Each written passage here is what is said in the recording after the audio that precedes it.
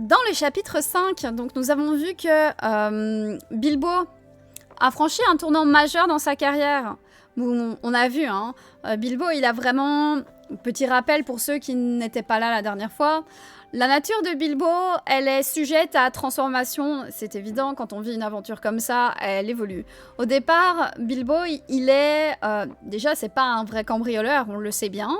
Mais surtout, il est tiraillé entre son envie de choses confortables, c'est son côté saké ou son côté besac. Et il est tiraillé avec son côté aventureux, son côté touk. Donc voilà, ça c'est vraiment deux parties qui sont en dualité constante chez lui. Et là, on a vu qu'il y avait un grand tournant parce que en plus, il prend enfin part aux aventures. Il arrive en fait à mieux vivre l'aventure, pour que ça ne devienne plus une si grande souffrance qu'avant.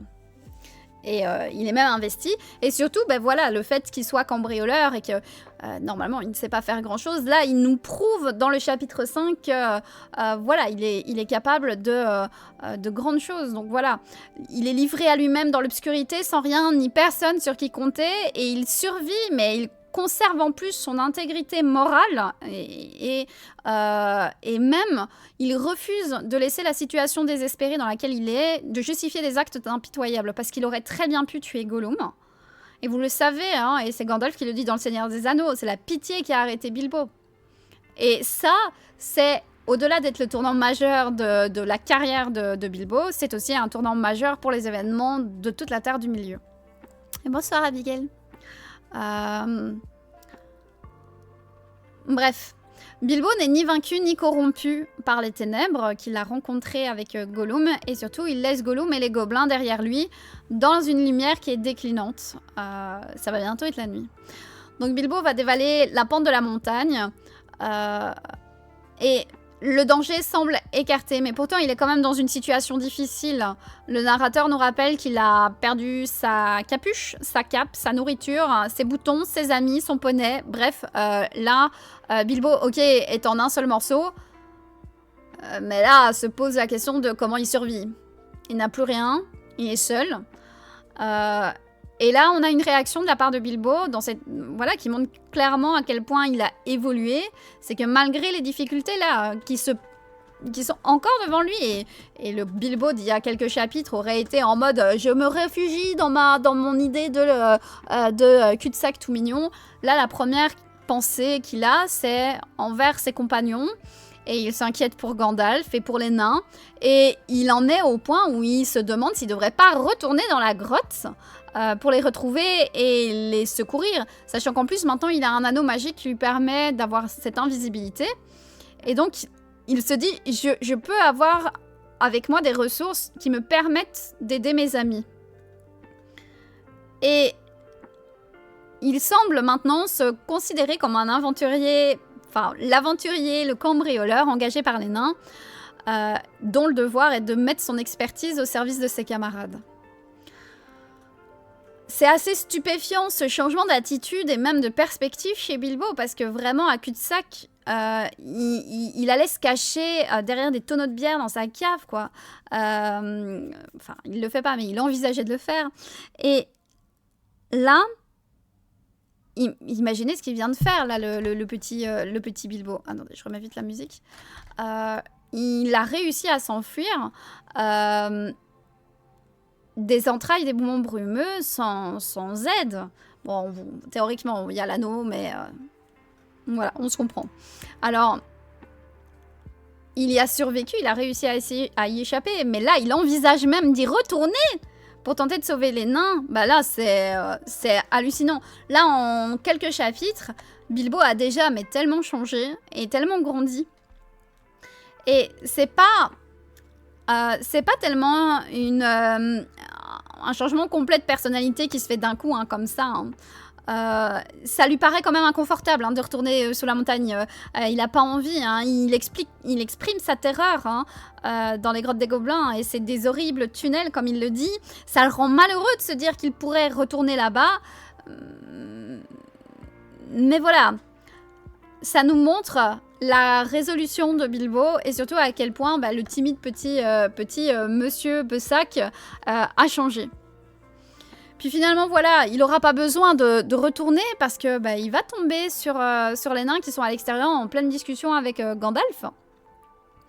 Et donc lorsque Bilbo retrouve les nains et leur raconte son aventure avec Gollum, il va faire quelque chose d'assez spécial. Il omet délibérément de parler de son anneau. En fait, c'est assez spécial parce que Gandalf, au début du Seigneur des Anneaux, dans le chapitre 2, Gandalf expliquera à Frodo dans le chapitre 2 donc que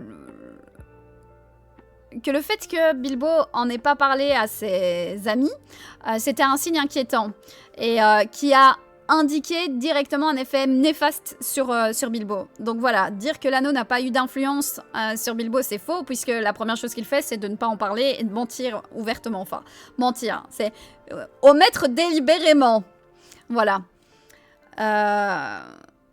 C'est hyper important, ça, le fait que Bilbo raconte à sa sauce les événements, quoi. Il faut aussi se rappeler que initialement, l'anneau du Hobbit, c'était juste un anneau, puisque le chapitre 5 a été réécrit. Le premier anneau que Tolkien avait écrit juste pour le Hobbit, avant l'écriture du Seigneur des Anneaux, où là, ça devient vraiment l'artefact maléfique de Sauron. L'anneau magique d'invisibilité, c'était juste un accessoire parfait pour donner un petit coup de pouce à une carrière d'un cambrioleur professionnel, quoi. Ça fait partie aussi des choses changées par rapport à l'édition de 37. Le mensonge, oui. Il y a un changement à ce niveau-là. C'est léger. C'est dans l'édition annotée. Je regarde après. Tristelune, rappelle-le-moi. Donc, dans le contexte du Hobbit, en fait, le mensonge de Bilbo envers les nains, il est facile à comprendre. En fait, il tient absolument à montrer qu'il était capable, en fait. Les nains, ils n'ont pas toujours eu une très haute opinion de Bilbo et le Hobbit, il n'a pas très bien contribué à leur aventure et même, à part le cri d'alarme quand les gobelins, quand ils sont dans le hall de la montagne pour les gobelins là, c'est la seule action positive qu'il ait eue. Et si vous voulez, les nains, avant que Bilbo ne les rejoigne, ils sont en pleine conversation avec Gandalf et il va y avoir cette réflexion de « Il a été plus gênant qu'utile jusqu'ici. S'il faut retourner dans ces abominables tunnels pour le chercher, alors qu'il y reste. » C'est pas super gentil, hein, c'est pas aimable, hein, et là, d'une certaine façon, on comprend, nous, que le nain dise ça. C'est compréhensible, hein, vu son opinion.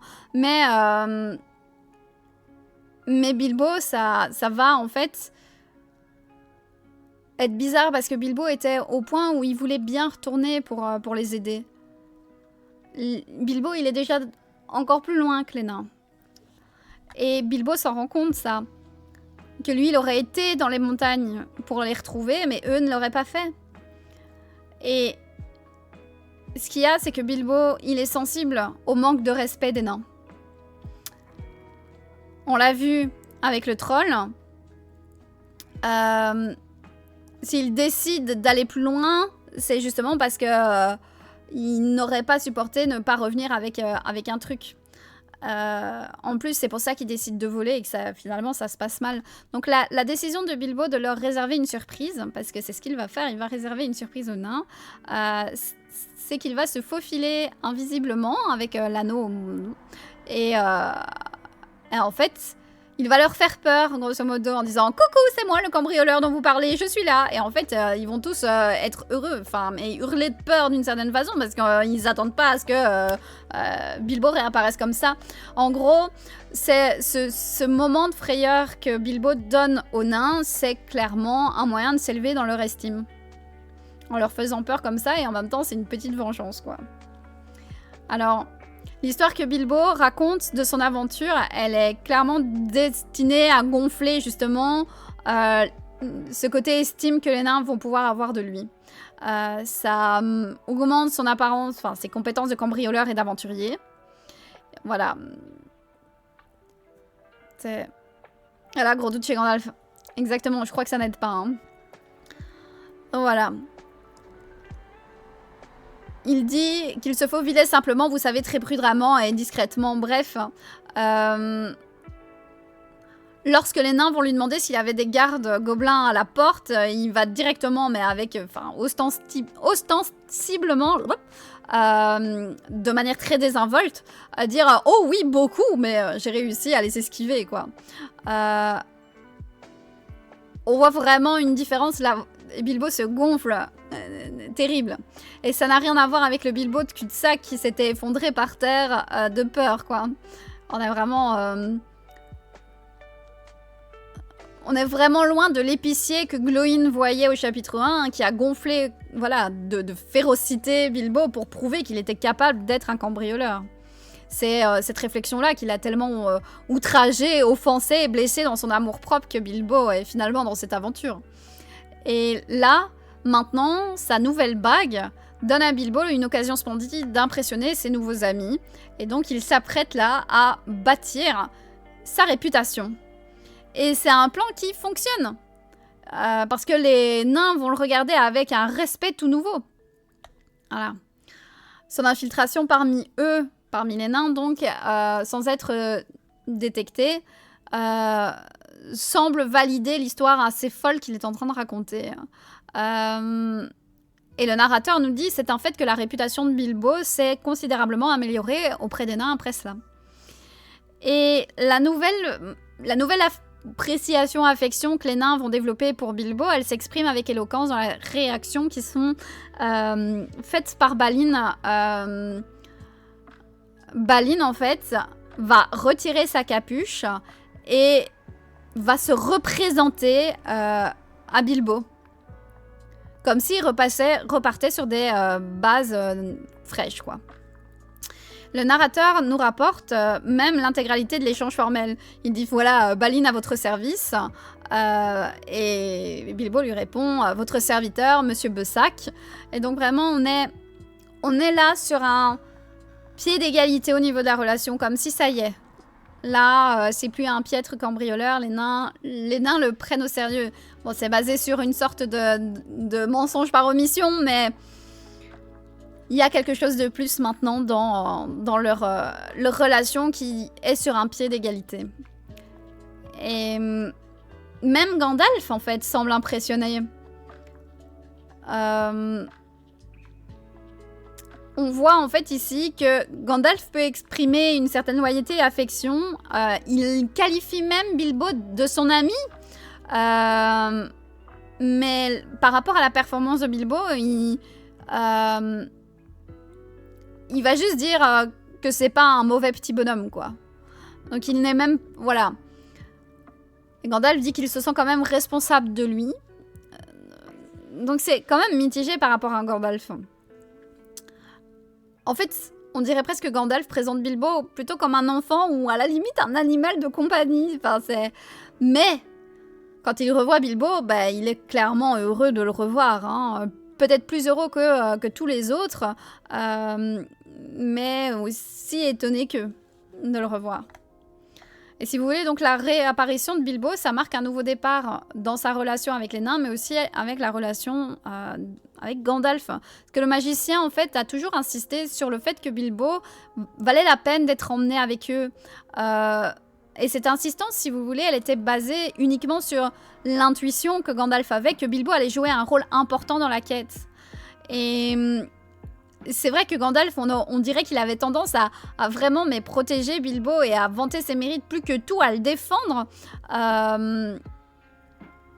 Rappelez-vous, chapitre 1, il dit « Si je dis que c'est un cambrioleur, c'est un cambrioleur. Où le sera le moment venu ?» Donc vraiment, là, on a un Bilbo qui, ici, peut prouver à Gandalf que Gandalf avait raison de croire en ça, que son affirmation se révélera exacte. L'évasion surprenante de Bilbo des montagnes et son apparition soudaine au milieu là des montagnes, c'est la première confirmation, si vous voulez, extérieure, dont sont témoins enfin les nains de la foi de Gandalf en Bilbo, en fait. Pour la première fois, il peut désormais utiliser le présent avec assurance et déclarer fièrement « Mais que vous ai-je dit, Monsieur Bessac en sait plus que vous ne pensez. » Bonsoir à ceux qui arrivent. Et d'autre part, on voit que Bilbo est toujours pas... Voilà, même si ça repart sur des bonnes bases, il est toujours un petit peu extérieur aux nains. Il est trop petit pour échapper aux gobelins dans les tunnels en fouillant avec tout le monde. Il a dû être porté. Il est le seul membre du groupe à ne pas pouvoir grimper aux arbres juste après. Voilà, il y a Dory qui manque de se faire tuer en l'aidant à grimper aux arbres, justement. Et dites-vous que même les aigles qui arrivent pour les porter, bah en fait, ils ont l'air... Ils nient littéralement Bilbo. Et c'est parce que Bilbo a le réflexe d'attraper...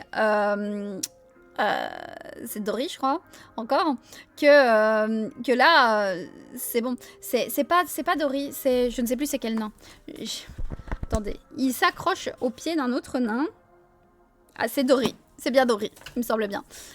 Et donc, en fait, il s'attache au pied de Dory, comme si les aigles l'avaient, mais complètement pas vu, quoi.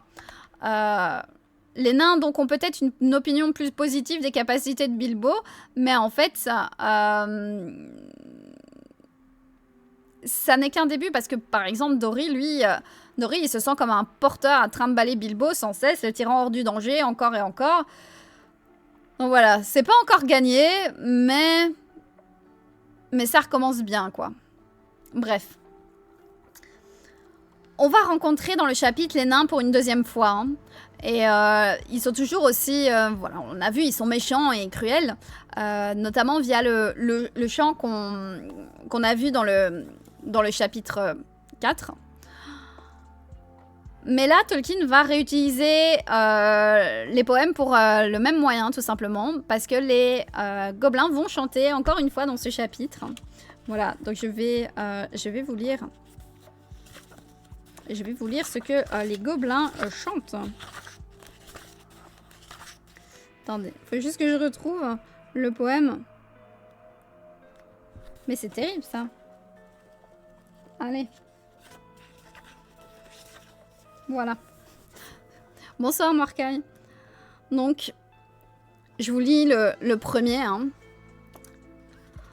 15 oiseaux dans 5 sapins, pris au piège comme des lapins. Comme ils volent bas ces petits oiseaux-là, mais qu'allons-nous faire de ces moineaux-là? Les déplumer ou les faire roussir, les embrocher ou les faire bouillir? Donc là encore, on a vraiment une chanson, comme le narrateur dit, horrible. Mais encore une fois, c'est les gobelins, c'est très frivole. Hein. Ils sont furieux. Et je rappelle quand même que le roi vient d'être tué. Hein, donc les gobelins sont quand même en recherche de vengeance. Et donc là, on a vraiment... on s'attendrait à une musique plus pleine de rage et vraiment sanguinaire. Mais là... Là, on dirait presque qu'ils sont en train de chanter de manière petit plaisir dégueu. Là, vous voyez. C'est des drôles de petits oiseaux qui sont mentionnés. Enfin, on a vraiment ici une cruelle moquerie dans un ton enfantin. Merci Vince pour ton réabonnement. Merci pour ton 6e mois. C'est tellement gentil. Merci. C'est dans le chapitre 6. On est dans le chapitre 6, Lanka Ariel. Et merci Vince. Donc, vraiment, en fait, là, on a droit donc à une moquerie, mais sur un ton très enfantin. Voilà. La liste qu'il y a dans les 2 dernières lignes, hein, les déplumer ou les faire roussir, les embrocher ou les faire bouillir, c'est pas juste non plus pour les aigles, c'est aussi pour les nains, sans doute, et Bilbo. Mais ça rappelle aussi le débat culinaire des trolls. Voilà. Apparemment, ni les gobelins, ni les trolls ne savent comment cuisiner du nain. Ça semble être le cas. Sauf qu'ici, franchement, chez les gobelins, c'est beaucoup plus effrayant. Les trolls sont peut-être maléfiques, mais la discussion culinaire des trolls qu'on a vue était plutôt de nature pratique. C'était une source de nourriture. Mais là, en fait, c'est plus de la torture prolongée, quoi. Les gobelins, c'est pas qu'ils ont envie juste de les manger, c'est qu'ils ont envie d'imaginer toutes les manières variées et atroces de pouvoir voir les nains mourir, quoi. C'est vraiment... Il y a une différence entre les champs de préparation, si vous voulez. On a vraiment, en fait, cette différence, quoi. Et l'humour des gobelins, là, dans ce chant, il est à son paroxysme. Il y a une deuxième chanson que les gobelins chantent autour des pieds des arbres en feu, où ils disent, je lis la suite, voilà. Brûle, brûle, arbre, plante, siffle, danse, torche crépitante. Lui, dans la nuit, tu nous réjouis, Yahé. Fais-les cuire, fais-les frire, barbe brûlante, cheveux fumeux, la peau pendante, les yeux vitreux. Ne restera demain des nains que des poussières dans la clairière.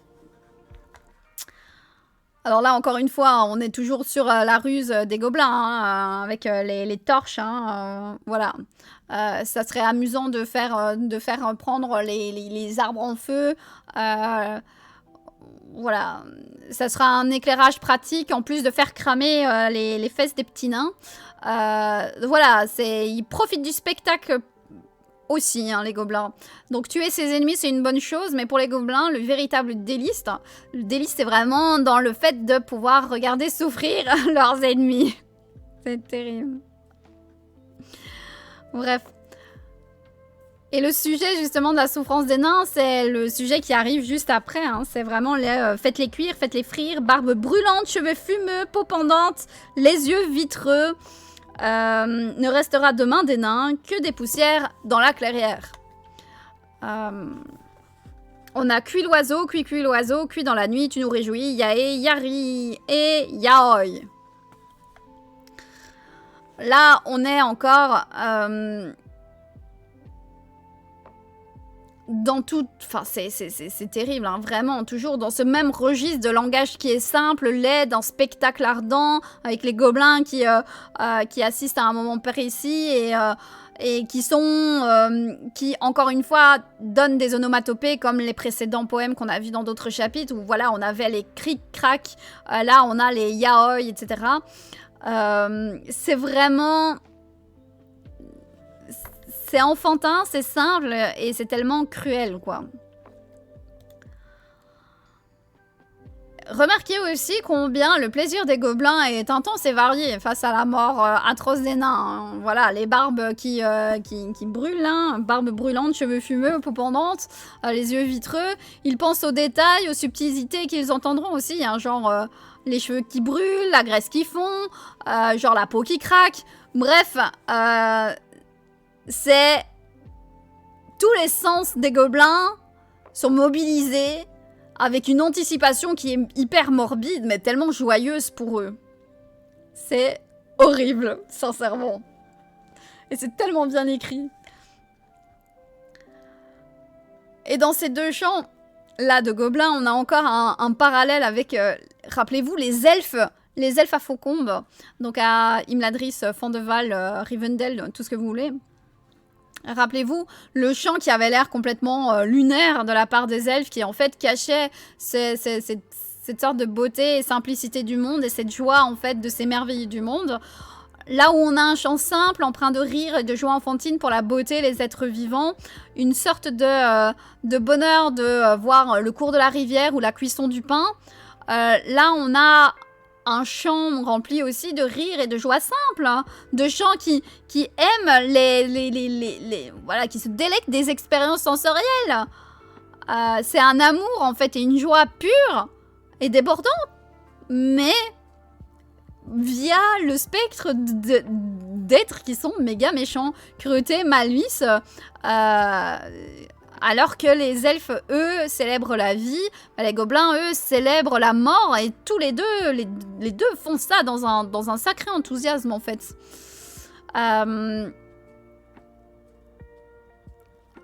Les gobelins, on pourrait presque me dire que les gobelins sont l'exact opposé des elfes. Et c'est à travers leur chant que ça se marque très fort. Alors... Bilbo, il va rencontrer de nombreuses créatures étranges et terrifiantes au cours de son voyage, mais aucune ne peut surpasser les orques en matière de dépravation morale. Il y a certes des créatures mortelles, mais aucune ne prend autant de plaisir à la douleur et à la souffrance que les orques. Et vraiment, chez Tolkien, les gobelins, c'est la base de la malice de toutes les créatures maléfiques.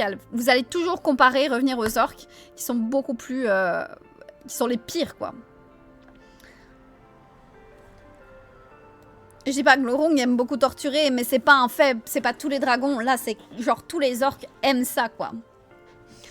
Alors, le narrateur nous apprend au début du chapitre 4 que Bilbo et compagnons ont traversé la nature. Et en fait, on rencontre, rappelez-vous, des géants de pierre qui s'amusent à lancer des pierres alors qu'il y a une tempête derrière. En fait, ici, Bilbo va enfin pouvoir se rendre compte de ce que c'est réellement la nature, en fait. Là, Bilbo, il sort des grottes, et là, il est dans la nature. Déjà, il est pendant un petit bout de temps seul, et puis là, il va pouvoir voir ce que c'est la nature. C'est-à-dire que là, en fait, le passage avant les montagnes, c'était assez désolé comme endroit. Il a vu au loin les trolls, enfin les géants de pierre qui se tapaient dessus. Il a rencontré après les montagnes, mais la nature, on va dire, le bois, les contrées sauvages, ça, bah, il n'a pas vraiment pu voir les choses qui pouvaient l'attendre là-bas. Et là, on va avoir deux races, deux créatures qui vont apparaître et qui sont des sortes de symboles de la nature, les wargs et les aigles. Kerox, merci beaucoup pour le follow, bienvenue. Et donc, on va voir chez Tolkien que c'est à travers les wargs et les aigles qu'on comprend un petit peu mieux voilà, l'extérieur, les contrées plus sauvages chez Tolkien. La nature sauvage, c'est ça. Alors, on apprend que les wargs sont les alliés des gobelins dans le chapitre 6. Alors, les wargs, ce sont des loups, mais attention, ce ne sont pas juste les animaux de compagnie des gobelins. C'est des bêtes que les gobelins utilisent comme des chasseurs humains utilisent des chiens. Et en fait, ce qui est hyper marquant, c'est qu'en fait, Tolkien semble indiquer que les wargs ont une culture distincte de celle des gobelins, avec leur propre chef, qui est mis en parallèle avec le grand gobelin. Ils ont un langage parlé, les wargs, qui est distinct, avec donc une intelligence supérieure à celle des animaux habituels. D'ailleurs, Gandalf va parler le warg. Monsieur Biotique, merci beaucoup pour le follow. Gandalf va parler le warg et voilà, dans le texte, il nous dit que c'est un langage épouvantable. Bilbo le trouve horrible, comme si tous les discours portaient sur des choses cruelles et perverses. Vraiment.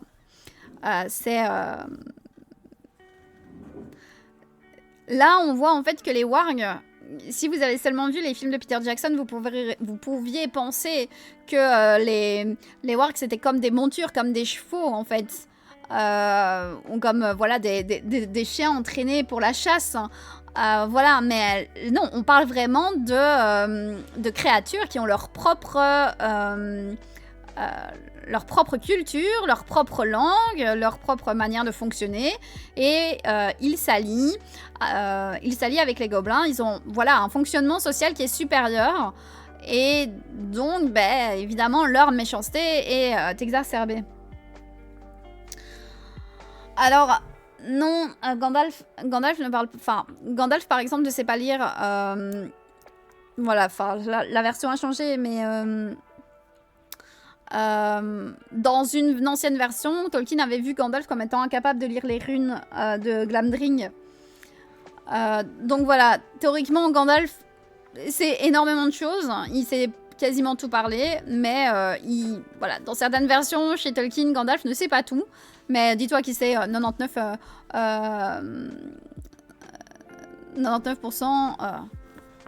Ouais. Oui, c'est des loups. C'est les loups? Oui, oui. Oui, je dis warg. Je peux pas prononcer warg? En anglais, c'est warg. C'est warg. C'est des loups. C'est des loups d'une intelligence supérieure, ce sont des wargs. Bref, les wargs sont des bons alliés pour les gobelins. Voilà. Gandalf, c'est un demi-dieu. Exactement, c'est un Maya. Alors. Ah.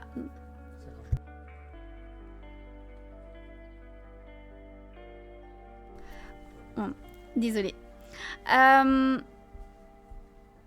non, non, non, non. En fait... Non. Là, on est vraiment sur les wargs. C'est warg.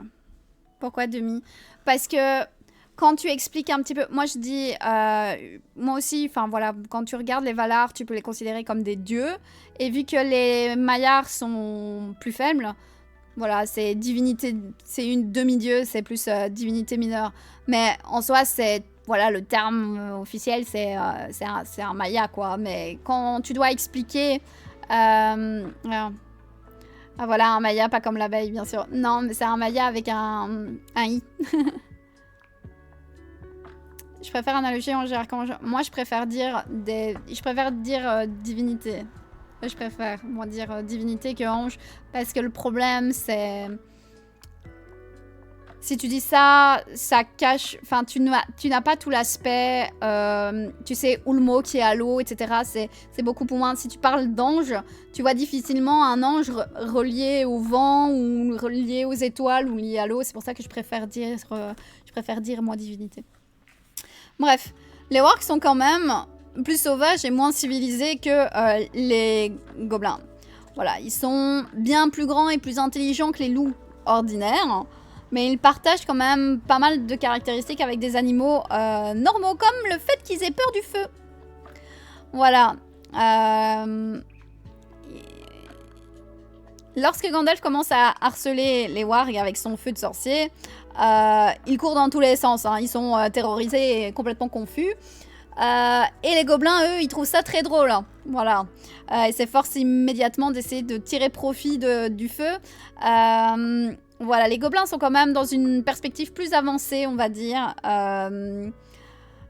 Et dans un niveau où ils sont... Voilà. Ils sont capables d'avoir un niveau de cruauté plus profond que les wargs. Mais les wargs auraient quand même voulu réduire en pièces Bilbo. Ça change pas. Et les nains, et s'ils les avaient attrapés, c'est ce qui se serait sans doute passé. Mais les gobelins font preuve d'une certaine créativité sadique qui dépasse largement la créativité que pourraient avoir les wargs. Donc oui, intelligence supérieure, mais dans le Hobbit, oui. Dans le Hobbit, oui, Rabière. Dedans.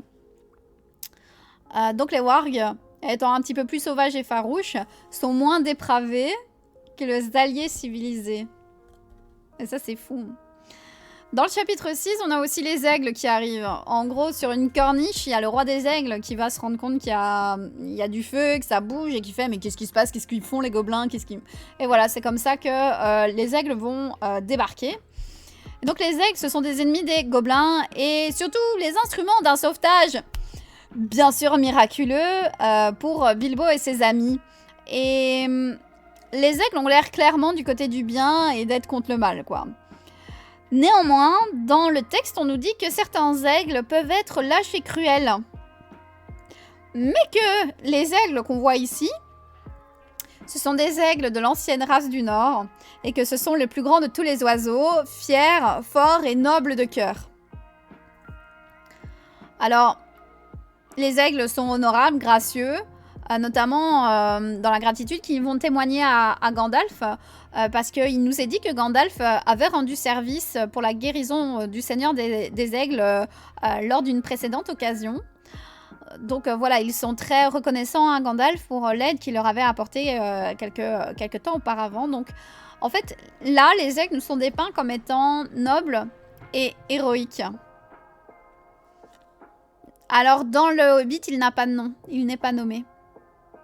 C'est le Seigneur des Aigles. Dans le Seigneur des Anneaux, c'est Gwaihir. Dans le Hobbit, c'est le Seigneur des Aigles. C'est comme Thranduil, c'est le roi elfe dans le Hobbit. Et il n'est que nommé dans le Seigneur des Anneaux. Non, impossible. On ne sait pas si c'est Gwaihir ou pas. On ne sait pas. Silmus, merci beaucoup pour le follow. Bienvenue en Terre du Milieu. Il y a des indices qui laissent croire que ce serait pas lui. Mais bon. Bref. Et pourtant, il ne faut pas se méprendre sur les aigles. Les aigles, donc, ce sont pas les champions de la bonté, hein, planant à la recherche des torts à réparer et de demoiselles et de hobbits en détresse à secourir. Les aigles sauvent les nains, mais ils en ont rien à battre. En gros, le Seigneur des Aigles, il se réjouit d'avoir rendu service à Gandalf, mais il précise que leur intervention, c'était principalement destiné à tromper les gobelins, à se foutre de la gueule des gobelins, quoi. Sauver les nains, c'est plus un moyen qu'une fin en soi. Et pire, le Seigneur des Aigles souligne le manque d'investissement envers les nains ou leur quête lorsqu'ils discutent des plans pour le lendemain. Alors les aigles vont les aider, mais ils ne se mettront pas en danger pour eux, quoi. Voilà, il est carrément dit, de manière catégorique, nous ne risquerons pas pour les nains les plaines du sud. Donc, Gandalf, lui, est en mode, je vais aider les nains coûte que coûte, au péril limite de ma vie, mais les aigles, ils sont pas aussi généreux ni proactifs, quoi. Bonsoir, Alkiel. Même l'inimité des aigles envers les gobelins est en réalité assez banale. Le narrateur dit simplement que les aigles n'aiment pas et ne craignent pas les gobelins, mais il leur arrive de fondre sur eux et de les repousser dans les grottes en hurlant, quoi. Mais ça n'arrive pas souvent, quoi. Les aigles ne sont pas les protecteurs de la nature et ni une équipe d'intervention anti-gobelins, quoi. Voilà, le narrateur nous dit qu'ils attaquent les gobelins lorsqu'ils les remarquent, ce qui est rare. Et donc, la plupart du temps, en fait, les aigles, bah ouais, ils s'en foutent un petit peu, hein. La relation entre les aigles et les braves bûcherons, parce que oui, on a des bûcherons hommes qui sont mentionnés. Donc, les relations entre les aigles et les braves bûcherons, elle est un peu révélatrice. Les bûcherons qui sont mentionnés semblent être des bonnes personnes. Si vous voulez, si les wargs étaient présents là avec les gobelins pour retrouver les gobelins, c'était justement pour attaquer les bûcherons. Et ils avaient prévu donc de faire une attaque sur les bûcherons. Les gobelins et les wargs ensemble. Et donc les aigles ne sont pas spécialement alliés non plus aux bûcherons, quoi. Voilà, le Seigneur des Aigles va même jusqu'à dire que si les hommes les voyaient, bah en fait les hommes tireraient dessus, en fait, pensant que les aigles en avaient après leurs moutons. Et pire, le Seigneur des Aigles dit joyeusement, et parfois ils auraient raison. Donc, c'est assez drôle qu'ils disent ça, parce que la viande qu'ils apportent aux nains, parce qu'ils meurent tous de faim, hein, cette nuit-là, bah, ils rapportent un petit mouton, notamment. Voilà. Donc, même si les aigles semblent être du côté du bien, et on pourrait penser du côté donc des ennemis des gobelins et des wargs, hein, c'est-à-dire être du côté de certaines, voilà, des braves bûcherons, mais en fait, là, c'était pas le même. Ils sont même pas vraiment du côté des bûcherons non plus, en soi. Ça va, petit chat? Je te vois avec ta petite tête, ça va? Voilà, donc les aigles, ils sont bons, mais ils ne se rangent pas automatiquement du côté de tous les bons et consacrent leurs efforts à combattre le mal où ils se trouvent, quoi, quand il le faut.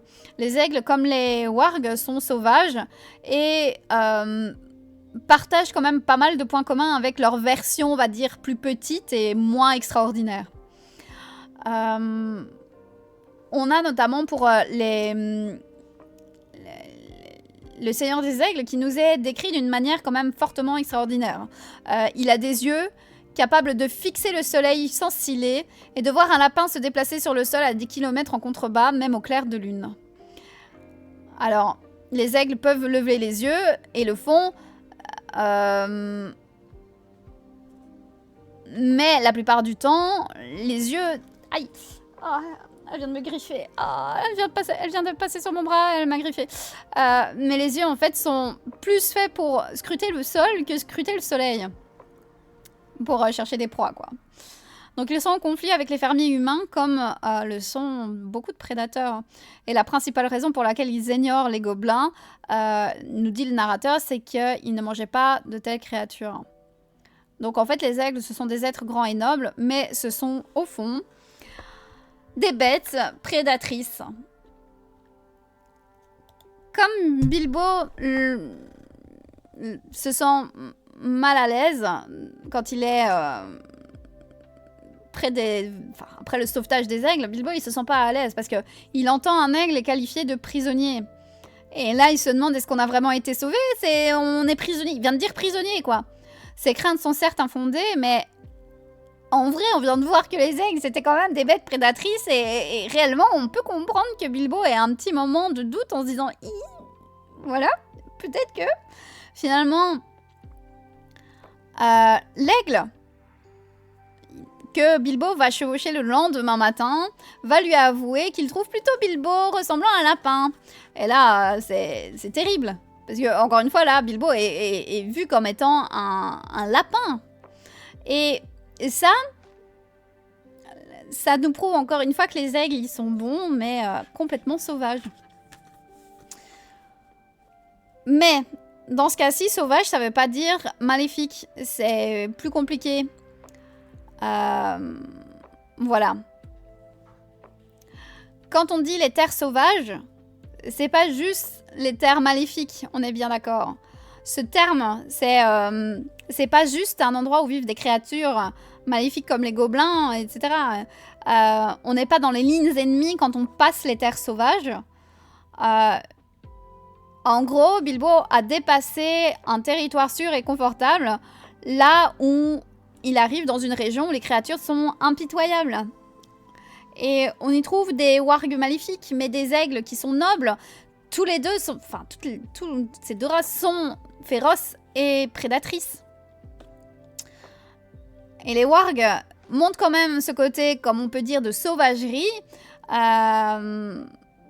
Mais ça ne veut pas dire que c'est voilà, maléfique absolu, quoi. La sauvagerie des wargs est ce qui les rend moins dépravés, moins maléfiques d'une certaine façon que leurs voisins gobelins qui, eux, sont beaucoup plus civilisés. Donc on pourrait penser que la société raffinée et sûre du foyer de Bilbo à cul-de-sac est présentée comme une culture supérieure et plus sûre et préférable à la vie sauvage. Mais les gobelins, là, viennent de nous prouver que la civilisation, c'est pas forcément une bonne chose. Enfin, le fait voilà, c'est la ruse des peuples culturellement avancés peut se traduire aussi par la torture, l'esclavage ou le développement de dispositifs ingénieux qui permettent de tuer un grand nombre de personnes à la fois, comme on l'a vu dans le chapitre précédent. Donc les aigles nous mettent également en garde contre plusieurs hypothèses simplistes. Les créatures bonnes dans l'œuvre de Tolkien ne sont pas toujours des incarnations de la vertu. Les prédateurs féroces et dangereux ne sont pas toujours fondamentalement méchants. Les expériences de Bilbo qu'on verra dans la nature devraient nous aider à reconnaître que le monde de Tolkien est bien plus complexe moralement que beaucoup ne le pensent à première vue. Et je tiens juste à faire un dernier petit message par rapport à ce chapitre-là. Un truc qui me semble important. Donc pas manichéen, exactement PPF. Je me battrai sur cette colline. L'œuvre de Tolkien n'est pas manichéenne. Ça, je me battrai toute ma vie sur cette colline. Ce n'est pas manichéen. On y va. Bref. Si vous avez lu le chapitre, il y a énormément de fois le mot lapin qui revient. Bilbo pense à son terrier. On lui ramène un lapin. L'aigle qui lui fait passer, enfin, qui dit à Bilbo qu'il ressemble plutôt à un lapin. En fait, plein de fois, dans le chapitre, et je vous jure que c'est pas une blague, le terme lapin est employé. Exactement, Pépef. Faut savoir que Tolkien a refusé, enfin a dit que certaines personnes avaient vu que, en anglais, le mot lapin c'est rabbit, comme le dit Pépef, que rabbit et hobbit, c'était très ressemblant. Et Tolkien a toujours dit non, c'est faux. Pourtant, je vous avoue que là, il a beau dire que ça ne l'est pas, c'est fort de café, voilà, si vous voulez mon avis. Là, on est vraiment sur un chapitre où la comparaison avec les lapins, et le terme lapin est mis constamment en relation avec Bilbo. Et donc, c'est assez... c'est acte inconscient, où il a joué sur ça, mais pour l'origine, peut-être qu'il a joué juste sur voilà, le son qui ressemble. Mais l'origine, voilà, du nom Hobbit, Tolkien a toujours dit que ça n'avait rien à voir qu'un hobbit qui vit dans un smial, donc dans un trou dans le sol, etc., comme un lapin vit dans un terrier, ça n'avait rien à voir. Pour lui, il pense que ça vient de Babbitt, de Sinclair, je n'ai plus le nom, Sinclair Lewis, voilà. Donc Babbitt, c'est un roman publié en 1922 de Sinclair Lewis. Voilà. Lui, Tolkien pointe ça du doigt, mais pas... mais Tolkien réfute le fait que ce soit l'origine du Hobbit vienne de Rabbit. Pourtant, comme je le dis ici, le chapitre nous laisse en tout cas supposer que vraiment c'est fort, quoi. Oui, c'est dans une lettre. Attends.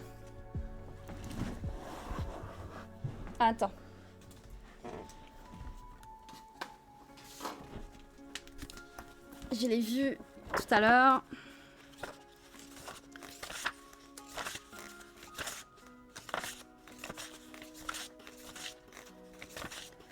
Attends.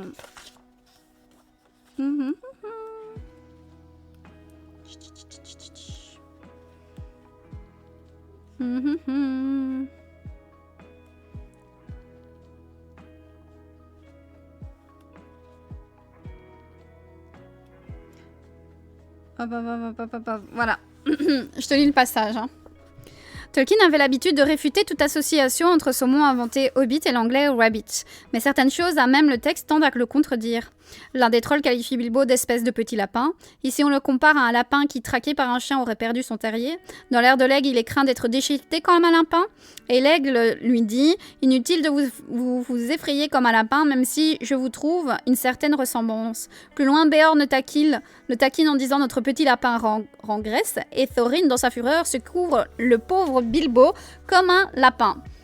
Discutant de l'origine du terme Hobbit, Tolkien affirme « Je ne sais pas d'où le mot est venu. Ces éclairs de l'esprit sont impossibles à saisir. Peut-être serait-il associé au Babbitt de Sinclair Lewis. Certainement pas à Rabbit comme certains le croient. » Et donc là, ça viendrait de l'interview, c'est pas une lettre, mais d'une interview pour le Daily Telegraph Magazine du 22 mars 68, dans un article qui s'appelle The Man Who Understands Hobbits, interview menée par Charlotte et Dennis Plymmer. Voilà. Et il est marqué, pourtant dans un brouillon de l'appendice F du Seigneur des Anneaux, Tolkien écrit à propos du mot Hobbit, je dois admettre que la légère ressemblance avec Rabbit m'attirait, non pas que les Hobbits ressemblent d'aucune manière à des lapins, sauf pour ce qui est de creuser la terre. Et cette note, qui a été biffée dans le premier jet, a été publiée dans Peoples of Middle-earth. Voilà. Quelqu'un sait ce que sont... Non, Babbitt, en fait, c'est le nom d'un personnage. C'est pas une créature. C'est le nom d'un personnage. C'est un mec, mais qui est genre... Voilà. C'est un agent immobilier dont le travail consiste à pousser la vente de nouveaux lotissements à une clientèle qui n'est pas nécessairement assez riche pour les payer. En fait, si tu veux, c'est un personnage qui est un petit peu dont le caractère pourrait ressembler un petit peu à Bilbo, mais en fait les hobbits sont inspirés ça d'un autre ouvrage, Le monde merveilleux des Snurgs de Smith, je crois. Oh,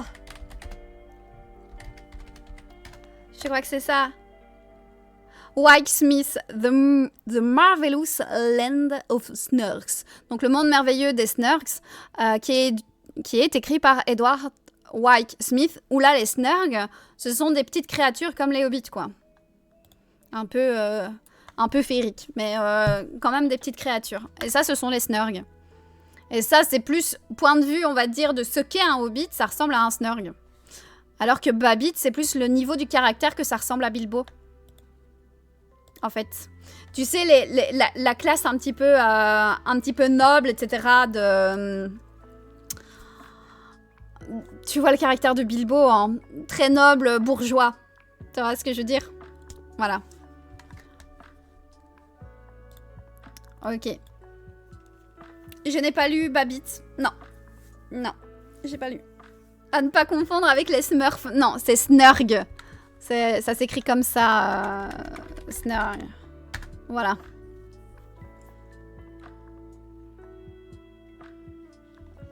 Voilà. Voilà.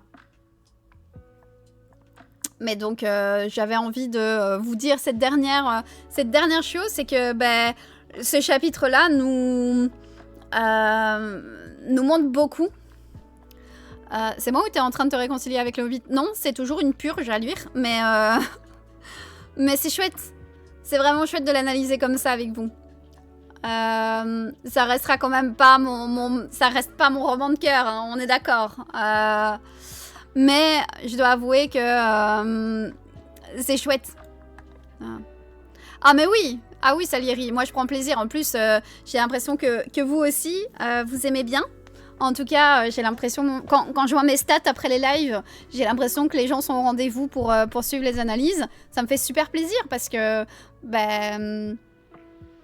ça te donne une idée du niveau quand elle commente un livre qu'elle aime. Mais en fait, Triste Lune, tu sais, je lisais tout à l'heure, j'ai pas lu le Hobbit annoté, mais en fait, je me suis dit, mais en fait, quand je relisais, je me suis dit, mais putain, il fait tellement de rappels au lapin. J'étais là, mais c'est pas possible, c'était genre la quatrième fois dans le chapitre que ça parlait de lapin. Je me suis dit, mais pourquoi tu parles tout le temps de lapin, mec? Et je me dis, je vais aller voir dans le Hobbit annoté. Et là, je vois que Anderson relève ça. Je me suis dit, ok, j'ai pas fumé. J'ai pas fumé. Pas trop aimé ce chapitre, sauf les retrouvailles de Gandalf qui défonce les wargs en leur balançant. C'est vrai que Gandalf balance limite des feux d'artifice dans la gueule des wargs, c'est assez drôle. J'ai pas forcément aimé ma lecture. L'analyse me fait trop kiffer, quoi. Mais ouais, c'est l'analyse qui me fait surtout kiffer. Voilà. Donc, ici, on se retrouvera lundi pour la suite, voilà, du Hobbit, avec Une étrange demeure, le chapitre 7, où on va rencontrer un personnage hyper important qui est Beorn. Donc voilà, lundi, ce sera, voilà, le week-end, je ne fais pas d'analyse, mais on reprendra l'analyse lundi, 21 h, pour parler de Beorn. Voilà.